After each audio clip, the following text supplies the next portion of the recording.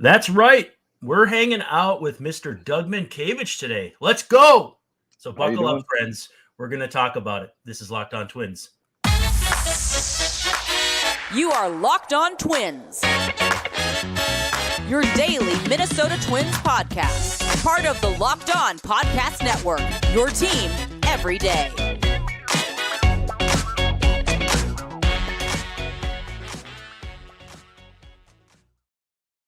Hello again, and welcome to Locked On Twins. My name is Brandon Warren, and I'm your host. And you can find me on Twitter, though I probably wouldn't, at Brandon_WARNE. Thanks for making Locked On Twins your first listen every day. We are free and available wherever you get your podcasts, as well as on YouTube. And of course, we're part of the Locked On Podcast Network, your team every day. And if it feels like I'm rushing through this, it's because I can. We have a very special guest today. But if you are watching live on YouTube, please feel free to leave comments in the comment section, and we may address them if they are valid. Otherwise, we'll hang out in the comment section on YouTube the rest of the time after we record. If you got questions and that sort of stuff, had some pretty good questions about if Bally had paid their share to the Twins. So we'll maybe look at that here a little bit later. Also, too, when we're not on the air, just shoot a message to @LockedOnTwins or @Brandon_Warren on Twitter. And don't forget the breathless post-game minutes after most games. We'll talk about something real quick, and I'll give you a stat you did not see anywhere else. Today's show brought to you by the Gametime app. Download the app and create an account. Use code LOCKEDONMLB for $20 off your first purchase. Last-minute tickets, lowest price guaranteed. And finally, Twins come back on Friday. They'll be facing the A's at the Coliseum. Still don't know the pitching matchup, but it'll be fun to see Trevor May again, Brent Rooker again. Catch every pitch of the Twins' hometown broadcast with SiriusXM and get Corey and Danny on the SXM app. Just search Twins. And again, we're diving right in. Mr. Mientkiewicz, how are we doing today? Good. How are we doing? Real good. And I have to admit, growing up, I had your player T-shirt, and I wore it all the time. And then it was my gym shirt. I cut the sleeves off. So I know baseball players are supposed to have sleeves on at all times, and maybe that's a rule you strictly adhere to. But I broke that rule for my workout shirt. I apologize. That's all right. Well, most of our undershirts don't have – they either have long sleeves or they have no sleeves, so you're fine with that. All right. Well, perfect. So if people want to follow you on Twitter, assuming I spelled that right on the screen, it's DMEAS Recruiting. What else are you up to? What does that mean? And then what else are you doing? Because you told me you were doing a show on Monday too. Yeah. EAS is a buddy of mine, Sean Giannis, started. His daughter was a softball player through the COVID kind of. I think she's a sophomore now. But I played Little League with Sean, and without getting long involved, he runs a recruiting service that helps baseball players and softball players get into school. And we teach them how to go through the whole, process, and we help them along the way, and we kind of match up what they want, what we make contacts, and we get them into school as best we can. And so far, I think Sean and I kind of just started about maybe 5-6 months ago, but Sean he's got 225 already, and we have yet to place a kid. So, it's just something that he has a passion for, and I'm kind of let's just say the liaison between the coaches and the metrics. So does that mean you pay any added attention to like the draft at that time of year or anything, or not quite yet? Yes. I mean, I did this year because I was at the PDP with USA Baseball, which is the 18U national team. And last year, the manager was Denny Hawking. Right. And this year's manager is Michael Gadire. And I got to see a lot of former Twins. LaTroy was there. He's the pitching coach this year. Jason Maxwell is on the coaching staff. Also, Greg Swindell was my pitching coach this year. Nice. For the PDP. So there's quite a few Twins. I'm hoping I'm not leaving anybody out, but there's quite a few Twins connections. Lunch McKenzie, who's a all-time favorite around the Metrodome area back when I was playing, and he's still with the Vikings for 117 years. So it's nice to catch up with those guys and help try to lead the next group of gold medal winners with the 18U team. But last year's team, I think we had basically PDP. They sent 100 kids of the top juniors to Cary, North Carolina, and I think we had 18 of the first 36 picks, I think, this year. So it was pretty amazing. So did you have any Team USA connections prior to being a pro? or did that just kind of come together? Yeah, I played for after? them in '94. I was on the college team in '94. Okay. So I had some international experience. I was there. I went to Japan when I was 12, and I played on the college team. So I had some ties still left over, which helped. Yeah, I got to cover the 2009 U18 team, if I'm not mistaken. They came to Minnesota for, I don't know if you'd call it a barnstorming tour, but they played like the best amateur team in town and beat them 8-0. Not super competitive just because it's a bunch of older guys like me that can still swing it a little bit. Granted, I can't swing it, but just bear with me here. But that team had Francisco Lindor, and I remember seeing him as a 16-year-old and just being absolutely wowed at how good he was back then defensively. And again, I think that's proven well by the fact that he signed a massive contract with the Mets. But I want to try to get into that more because it seems like the earlier you get into these kids and prospects, kind of paying attention to them, the more fun it is to watch them develop. You know, if I knew more about Jenkins, the Twins' first-round pick, ahead of time, I would have been more invested in them picking him and what his development's going to look like. Well, he's basically, I say this, if this year's draft is extremely deep, there's a lot of elite players and there's generational players in this draft. If this was a regular, normal, let's say run-of-the-mill draft, I think Walker goes. I don't think anyone will argue if you took him 1 overall. So, with obviously Skeens and the other guy from LSU, I'm drawing a blank, Cruz, and then you have Langford, Max Clark. There's a lot of guys. I know a couple guys that I was shocked they went pick 39 because they're that good and they're like some of the most polished high school hitters I've seen in a long time off this 18U team. Walker didn't even make the team. And, he was hurt. You could tell his handmade, he tried, bless his heart. He won us all over. He won us all over before. But I know at the trials, we have exit meetings with everybody, whether they make it or not. Yep. So we allow the kids to come back in. And I don't think when Walker got finished speaking, there wasn't a dry-eyed coach in the entire room.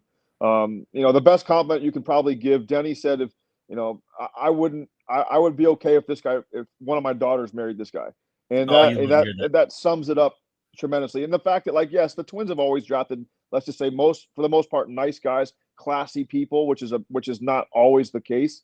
Yeah, he's an alpha male. He's a lead by example. Guys gravitate towards him.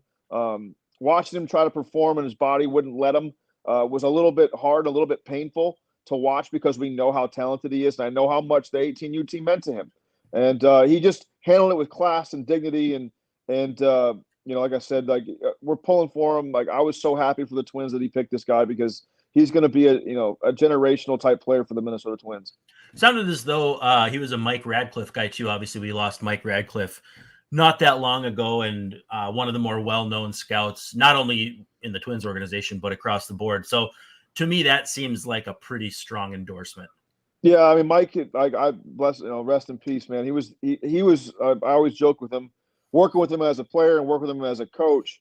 I know we did some draft stuff a couple of years ago when I was still working for him. I always joke with Mike because he was supposedly the only guy in the organization that really liked me. I go, either you're really smart or really dumb, and I'm not sure which one it is yet. But Mike was always, professional and with a little bit of dry humor in it, which was awesome. And Mike has an eye for what he's doing. And I read that on Twitter today that he wrote something up on him, and that's just he's smiling from up above. It's amazing he was still ingrained in work at that point too, or at least that focused on what was going on. One name I wanted to ask you about was McConaughey, one of those guys that you thought would have gone higher? McConaughey, yes. Yeah. Okay. He's a cross between he's a Chase Utley type. He's got a snarl to him. He can flat out swing it. Lefties, righties, it doesn't matter. He's going to push Max Clark in Detroit. I'm going to throw it out there now. He doesn't like to be outshined, and he competes within himself, within his own teammates, and he just has a drive that's unmatched, and he has the right demeanor that you want in young kids that are just thirsting to get better. I know developmental types, not necessarily only scouts or scout writers, don't like comps, but does Jenkins remind you of anybody? Yeah, I agree with you on what you just said. It's hard to put names on these guys because I feel Yeah, like it doesn't do him a service. Because if he doesn't live up to it, it doesn't mean he's not a failure. right. But he reminds me of Larry Walker. He's just big. He's athletic. He can do some things that he's just like I said, he's got a presence about him, and there's not an arrogant bone in his body, but he has a ton of confidence, and it just oozes out of him. He has a quality that in today's age, today's age is all about me. Look at me. He doesn't buy that. And I really truly believe, like, if he had more of, like, let's just say a social media hype train, he might have been the first pick because he's that good. But I just love the way he goes about his business. He could blend in with the old school guys. He can blend in with the new school guys. There's a difference in today's game. There's guys that showcase. There's guys that rate well on metrics, and then there's guys that can play. Well, he's the unique combination of both. He's a metrics freak, but he also shows up when the game starts. A lot of these kids, and some of them taken in the first round of this year's draft, are metrics, gods. But when the game starts, they disappear. And God bless the minor league staff, that the developers in some of these cases that these kids have got chosen by. Yeah, for sure. Quick break here to talk about Gametime. If you've ever been stressed out about finding tickets, you can find them last minute, hunt for the best price, that sort of thing. Shouldn't be stressful. You can go to gametime.co or download the Gametime app. Browse events in your area. So Minnesota, Minneapolis for me. I believe Florida for you, right, Doug? Yep. Okay, so you can find wherever you're at, get a last-minute ticket deal. Don't have to worry about planning 4 months in advance. Also, too, Gametime guarantee means you get the best price if you find tickets in the same section and row for less. Gametime will credit you 110% of the difference. It's the fastest growing ticket app in the country. For a reason, you can snag the tickets without the stress with Gametime. Just download the app, create an account, and use the code LOCKEDONMLB. That's all caps, one word, for $20 off your first purchase. Terms do apply. Again, create an account and redeem code LOCKEDONMLB for $20 off. Download Gametime today. Last-minute tickets, lowest price guaranteed. Now, since you're into the development side of things, I wonder, like, I assume you have pretty strong opinions on what amateur baseball, and I mean amateur in the sense of kids before they turn professional, what that's turned into in the last, I mean, I guess 10 years, 15, 20 years, it's changed a lot over that time. You got kids not playing multiple sports necessarily, although I did hear, I think George Lombard made his son Junior play multiple sports, which is obviously one considered to be good. How do you feel, though, about the way children or kid development has gone as far as players? I just think it's burned out a lot of kids. I mean, I always tell parents, if you look at a major league bio, whether it's baseball, basketball, football, whatever, it doesn't say been playing football since he was 5. It says they ran track, they played soccer, they played basketball. I'm a firm believer in that. I also, like, there comes a point in time where you have to, like, I always tell, like, I coach my son's high school team right now, and we have a couple kids that play football, basketball, and baseball. I'm like, well, I have no problem with you playing all 3, but when your season's done, you better be up to speed with what we're doing. And so that's the trade-off. And that being said, the amateur game today is really lacking severe in-game just knowledge. It's and I've done the PDP last 2 years, and you're dealing with 100 of the best high school players in the country, and some of the stuff that they don't know is almost criminal. And that's not a knock against them. It's not a knock against coaches, but it's the reality. Like, simple in-game situations are foreign to them, which is absolutely mind-blowing. I mean, my son's a senior now, becoming a senior this year, and watching even his knowledge, and he's been around in minor league clubhouses and big league clubhouses his whole life, and it's better than most because it's forced on him, kind of. But also, it's simple things like base running, taking the lead. It's like they don't watch games anymore. I said this years ago, even when I was playing, it was like ESPN, Baseball Tonight, all the highlights. It's like, be careful what you wish for, because now Yep. you're only getting the clips and you're not having a chance to watch an entire couple innings if you want to see your favorite player, having it bad or whatever. So there's definitely some drawbacks to that. Yeah, I feel like they're creating baseball playing robots who don't understand the finer points. And I've had, I used to host. I don't know if you remember Greg Olson. He pitched in the big leagues. His career ended right around the time yours started. We had a show called That 90s Baseball Pod, and we talked about with a lot of guys how the finer points, you create baseball playing robots and they can do all the basic things, hit the crap out of the ball and BP, but then they don't know why a secondary lead is important and why, any number, not even necessarily finer points, but like secondary points. You've got the basics, you've got the secondary, and then you've got like the inside baseball stuff that the guys that really know and kind of give them the advantage. But a lot of those guys felt as though that's kind of what's happening with the game is you're creating baseball playing robots at a young age, and they're not playing the game and learning their own way.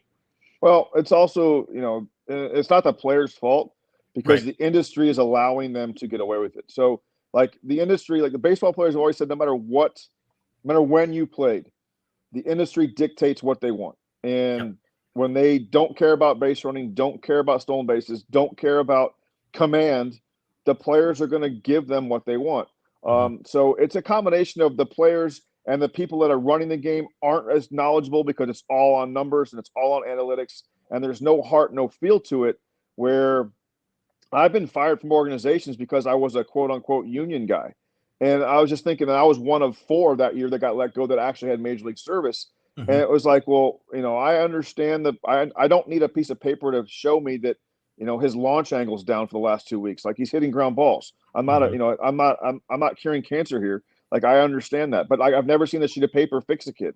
And you have tie into these, social media gurus who have they've read it in a book, and they show pictures of certain players and they claim them. And it's like, that's not reality.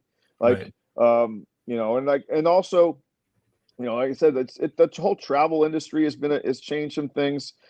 Coaches are afraid to coach because they're afraid the kid's going to leave and they're going to go somewhere else. And, I just think like the whole team concept has kind of gotten swept under the rug. I mean, I remember working for the Twins.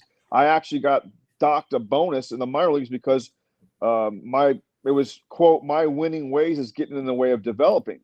And I thought, well, you guys look at it as you think I'm trying to win games. Yeah. I never talked about winning games.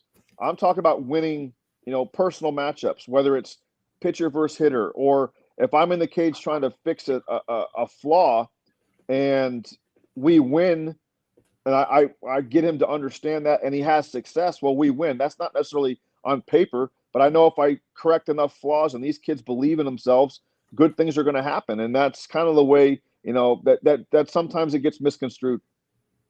Would it be fair to say, though, that you're okay with like baseball first, data second, rather than the other way around?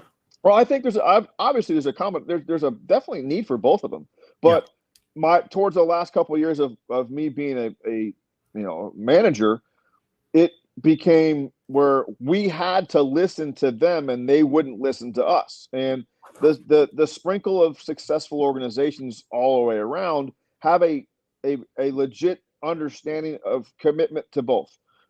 It was like jammed down our throats, and we're like, I understand what you're saying. I don't need that to know that ball was hit hard. And yes, I want to educate them, but I'm also from the school that this doesn't work for everybody. If I was a player and they gave me all this data, I would be like, I'd need a 20-second timeout to process this stuff. Sometimes too much is way too much. And sometimes you gotta, keep it, my dad always said, keep it simple, stupid. And there's something to that. Some of the greatest hitters of all time, George Brett, was just, simple. And I talked to him. And that's the one thing that's a little frightening, is that a lot of the guys that played before that have experience, I always say this, and it's a bad analogy in the sense of some people get offended by it. But if your loved one needed surgery, would you take them to the doctor that's performed the surgery 100,000 times, or the guy who read it and saw a video on YouTube? And that's the reality of it. And like, people think, well, baseball's not life or death. Well, to some of these players, it is. It's the only way they have of making a better life for their family. Right. Would you rather have someone teach you that's actually stood down the barrel? And here's the last thing I'll say about it. You know, the $1 million question in developing is he ready? You know, a AAA, is he ready for the big leagues? My answer every time was, I don't know. Like, I don't know. I know one thing: he's mastered the levels he's at. So the only other level for him to try is the next one. I don't know how he's going to react with the third deck and 50,000 people and facing players that he has posters on their wall. I can't predict the future. If I could, I wouldn't be working here. So that's kind of like the reality of it. And, you know, you believe and trust and you prepare them. But sometimes it takes 2, 3, 4 times to go up there and really understand before the game slows down for them. We got to talk quickly about BetterHelp, and then I want to ask you about managing, because it's not for everybody, but this episode is sponsored by BetterHelp. If you've ever needed to talk to somebody, maybe you're going through something personal, you're going through something professional, some kind of struggle, this is the place to go. Access Twins, though, again, is Locked On Twins. I got my thing screwed up. Sponsored by BetterHelp. But again, if you're going through something and you want to talk to somebody, this is a good place to start. Give BetterHelp a try. It's entirely online, convenient, flexible, suited to your schedule. All you do, you fill out a questionnaire, you get matched with a therapist, and you can switch them anytime you want for no charge. Let therapy, easy for me to say, be your map with BetterHelp. Visit BetterHelp.com/LockedOnMLB. You get 10% off your first month. That's BetterHelp, HELP.com/LockedOnMLB. Now, I'm going to probably leave a lot of stuff on the cutting room floor because I always have a million questions and about 5 minutes to ask them. I think Greg can attest to that. So maybe we can get you on another time if this goes well. But managing, when did you know, or when did you have an inkling that you're like, hey, I'd kind of like to do that? Well, it started with Don Mattingly. I got hurt in, I think, 2009. Okay. And I blew my shoulder out and I was going to miss the year. Joe Torre asked me to rehab with the team and stay with the team the entire year because we had Andre Ethier, Matt Kemp, James Loney were young guys, and the Manny fiasco just happened where he just got popped for PEDs. And I thought, well, okay, sure. Well, that turned into me and Donnie going over pitchers and going to the cage with him and working with some of the younger hitters and you know, working under him to kind of point and find things that, you know, pick his brain. And I kind of got rid of the stop playing. And Donnie kind of said, he asked me basically 3 times. He goes, I'm not going to ask you again to come back to be a coach. And so I went to be a hitting coach for Damon Berryhill in the short season. And then Brad Stile called. I emailed Terry Ryan and just said, you know what, Terry, like, I don't know what your situation is, but really, you know, because I actually called Terry and emailed him about what he thought the best route for me was.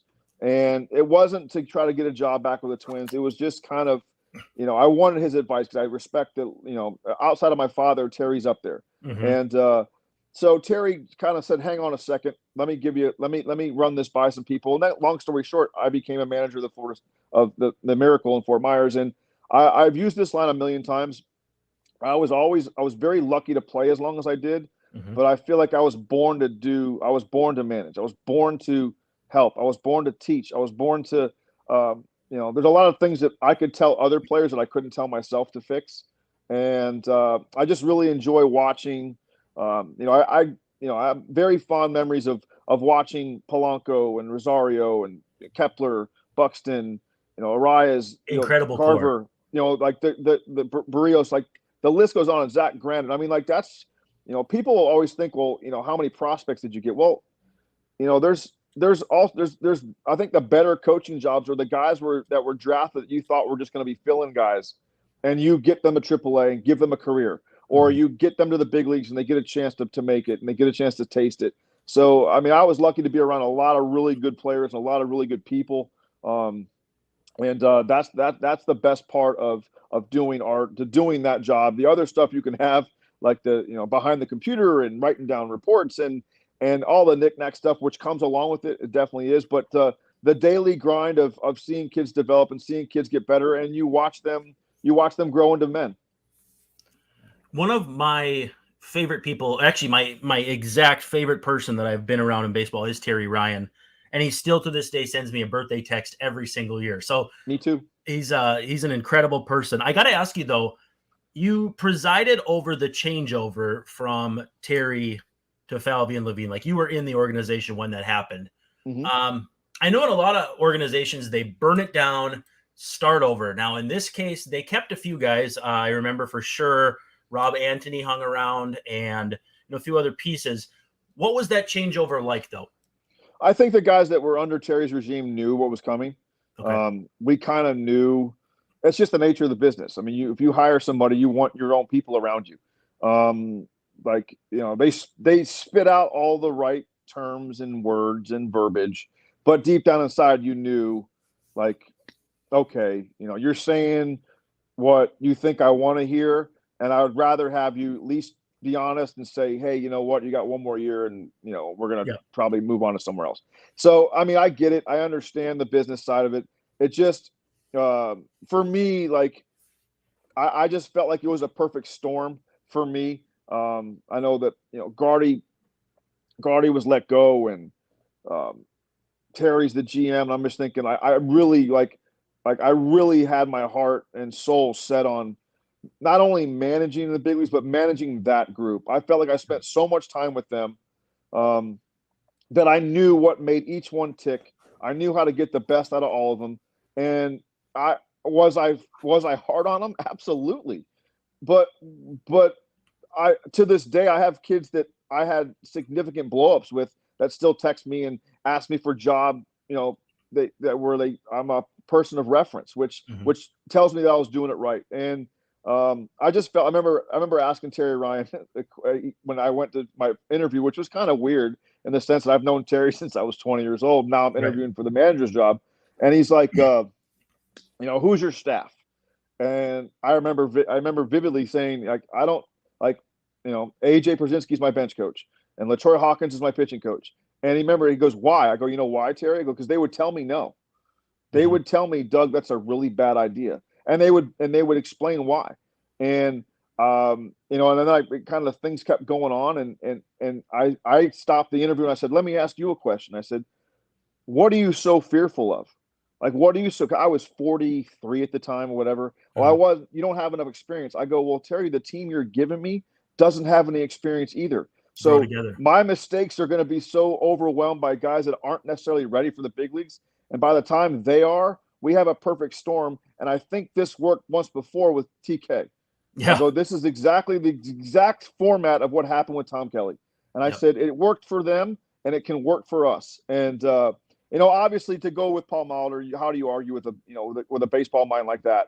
But I just felt like for where the team that they were about to break, I had the responsibility of raising those kids the right way and understanding that there's a expectation level to bring respectable baseball back to one of the most underrated cities in America. Yeah. And they felt that, and they felt what it meant to expect to win. And it's funny, the year they all got there, the first year I got lambasted for not doing not raising, not teaching them the fundamentals and not developing them correct. And then funny how when they were, announced the starting lineup on the third base line of Yankee Stadium, no one contacted me. It's funny, the next year when they're playoffs, no one said a word about how we did it. And, it just, and like, you want to talk about a proud dad moment? Like I literally was like fighting back tears, like watching those kids go out there and just to be like, what, they've arrived. That's incredible. Do you think at a different time in the organization, it would have been a lot easier for Terry to hire you over Molly? I don't think so. I think it was the perfect time. And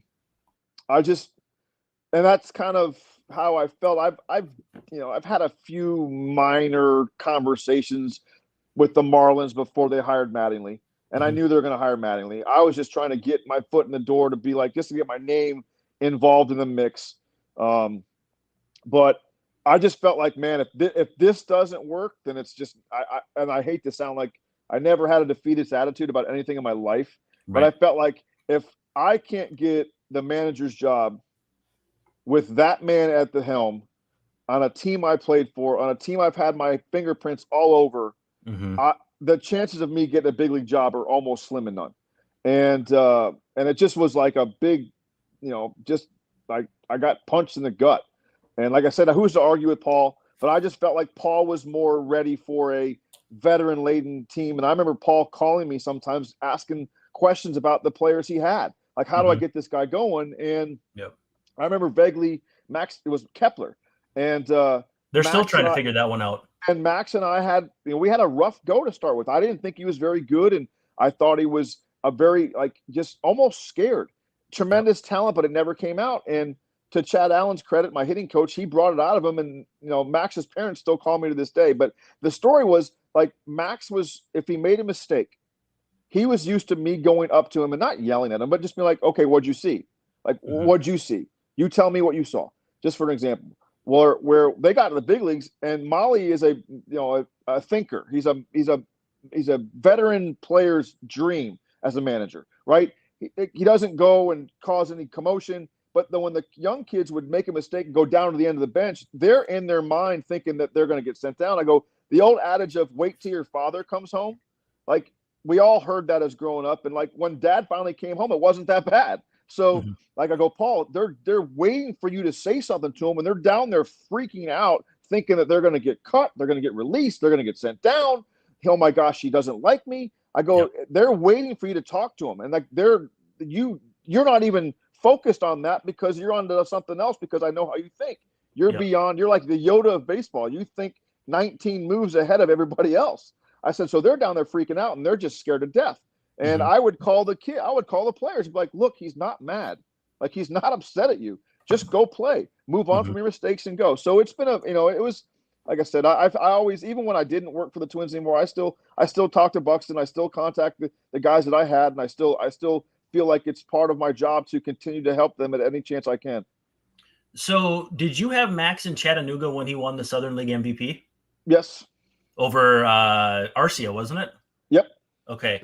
That year in Fort Myers, I think he had a 1-something OPS against lefties. So that was an incredible part of growth. I was trying to remember. I think he had to be added to the 40 that year. So it was a lot of things that kind of culminated. But we faced Tyler Glasnow in the playoffs that year in Bradenton, Florida.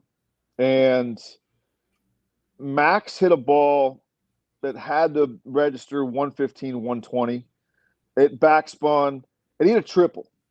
And he came around third, and he slid, and he dropped a you-know-what, and smacked my hand so hard. And I literally looked at him, I said, welcome to manhood, Max. It was like that, when your you-know-what's dropped finally. Yep. And it was like, you have arrived. And take that into the next year to Chattanooga. He carried us to a Southern League championship by almost by himself. So, to go from where he was timid and didn't trust his ability to Chad Allen, grinding with him on a daily basis to get him to believe.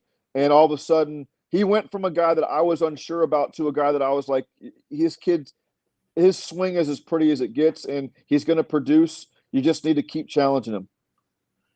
What sort of related, sort of not. What did you think of Bradenton? Because that's one of the few places I've been in Florida. And honestly, it doesn't strike me as a big league facility. I'm not trying to denigrate the Pirates. It's just, to me, it seemed like it was in a weird place. I played there. It's not. We had two different complexes, and I don't know if it's probably changed by now. But no, you're right. It's it's just a little. When you back that bus up, it better make it inside the gate because it could get it's a little frightening back there. But if you go around to certain places of Bradenton, it's actually beautiful if you just got to get to it. I played a spring training there, and it was a little frightening. You got a couple more minutes? I got one more question. Yeah, of course. Yeah. Defense was your thing. In fact, I played first base coming up. I'm a left-handed thrower, so I was kind of shoehorned over there. Obviously a big guy too. But I tried to take a lot of pride in my defense. I tried to learn because I was one of those guys who would watch big league games and learn things. I was not athletic because I hurt myself as a kid. So I had to kind of learn intricacies, if that makes sense. So I studied how you played first base. And I'm curious, one, how defense became such a big thing for you. Uh-oh, we've lost Doug. Hopefully we can get him back. The joys of live podcasting, everyone. I ask him if he can stay, and we lose him. There he is. He's back. Better. There you go. Sorry about that. Joys of live pod. So I didn't get too far down the road before you left. Basically, just defense. I watched you play. I was one of those guys who watched the big league games and tried to learn. One, how did that become a thing for you as far as like your big skill? And then two, was there a big difference between grass and turf for you defensively? Well, defensively I hated first base. I used to catch. I couldn't stand first. I just felt like, okay, if this is going to be my position, I might as well try to be the best I could possibly be at it.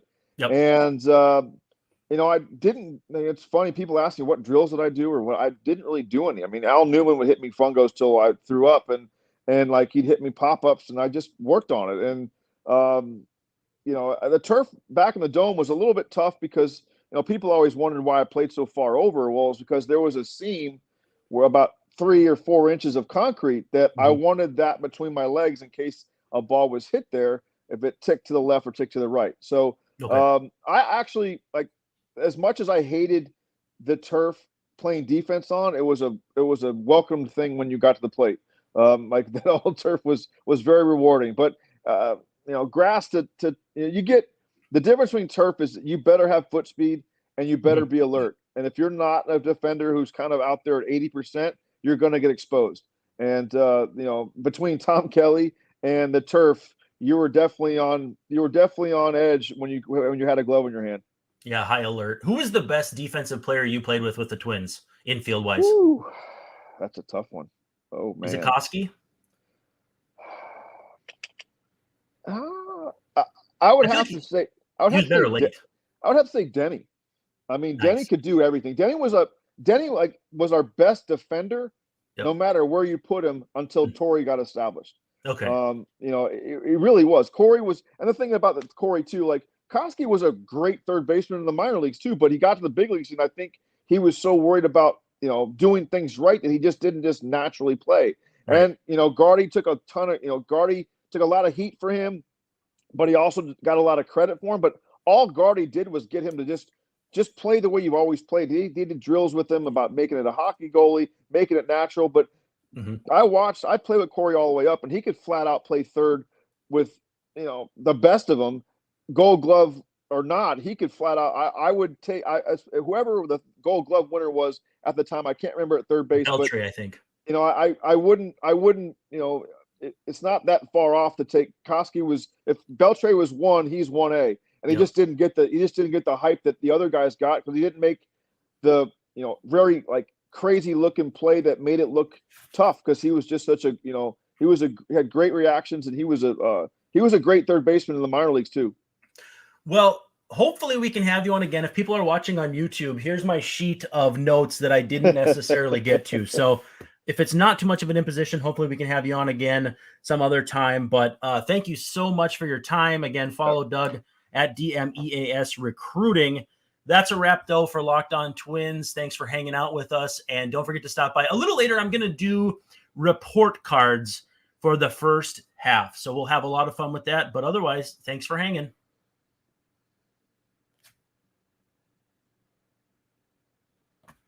Okay.